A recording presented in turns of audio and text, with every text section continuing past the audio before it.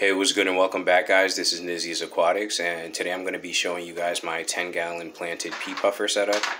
And the reason I wanted to do this is because there are a lot of videos and there's a lot of misconception on YouTube floating around about pea puffers, and there are a lot of care guides and stuff, and I feel like mainly what they are is like people either reading off of Wikipedia or somebody watched the same one video and everybody repeats that stuff in all the videos. So essentially what I'm going to do different here is I'm just going to show you guys my setup and how it's been working out for me, and like, you know, what I do and like what works out for me. But essentially here I've had this since late October set up already, and it's been doing really well. I have one pea puffer in here, tree puffer, the pea puffer, and it's probably, yeah, hiding right in here behind the Java moss. And he'll go in here and start hunting and stuff, and he likes to pick off. A lot of the snails like to like lay their eggs in there, and I see him like go in there a lot and like start picking off eggs and like certain snails and stuff. I have like 3 different kind of snails in here. I have some pond snails, some Malaysian trumpet snails. It's one of the pond snails right there.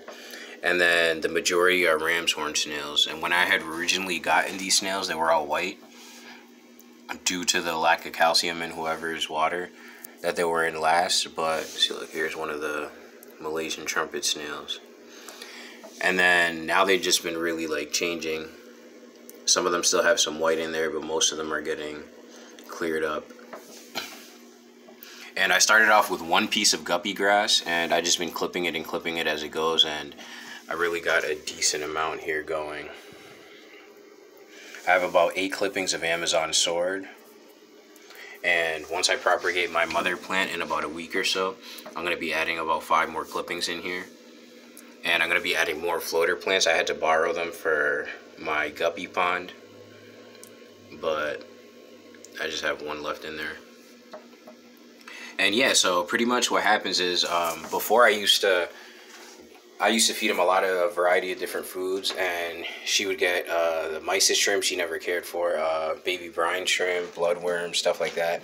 But for about the last month or so, I put about 50 or more snails and probably about 15 Malaysian trumpet snails and like a variety of different bladder snails and stuff. And I just let them like naturally hunt. I think it's a more healthier like diet for him to be able to just eat when it pleases, instead of like me having a setup or a time that I usually feed him. And this is my first attempt at a low-tech tank, so there's no heater, there's no filtration, air stone, anything really but the light so my plants don't die. And I'm not doing CO2 or anything like that, any added fertilizers.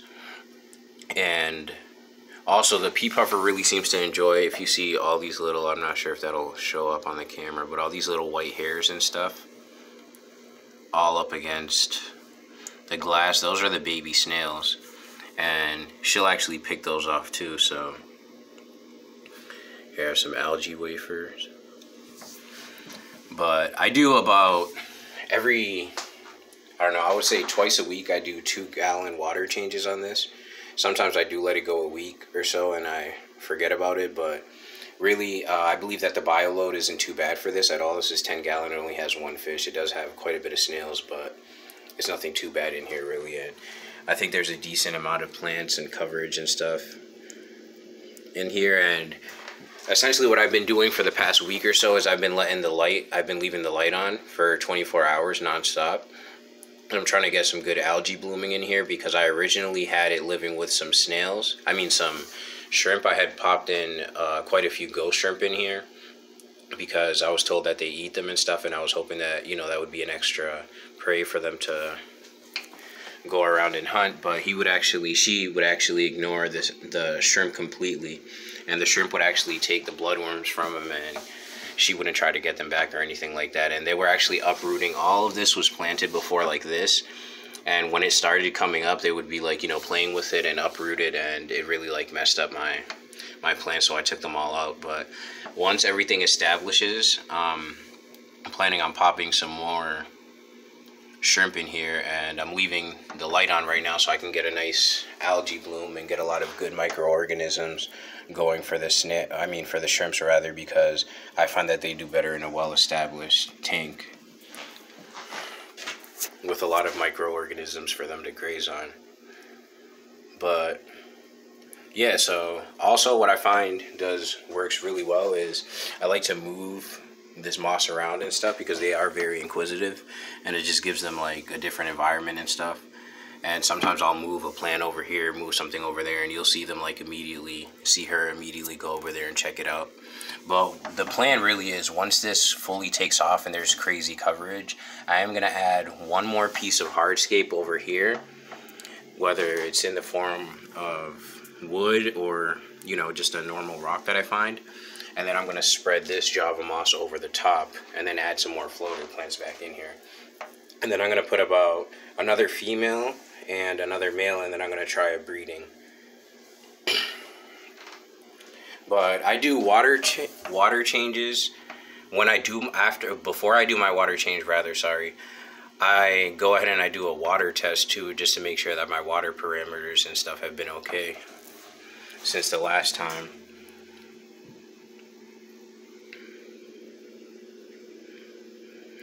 And also another thing that really helps for me is I like to, when I go in here and I start gravel vacuuming and stuff, I take the pea puffer out, just because like they are really small, and I don't know, I feel like they could get sucked up, and he does go right up to the vac, or she rather. But these plants right here were inside of my other my 38-gallon tank, and they were dying, so I plopped them in here, and it's been about a week or so, and they're coming back now, so hopefully they'll do all right in here. And I have my water stays at roughly around 75 to, it goes up to like around 77, well 74.5, 77.2ish. pH is 7.5. And that's really just what's been working out for me. I never had an ammonia spike or anything like that. And yeah, I think it's just because the bioload is so small and there is a decent amount of plants. It's not as planted as I would like, but there are, you know, these guys, and there's like the whole substrate is covered with these kind of plants under it. Turn off the light, maybe you guys will get a better view.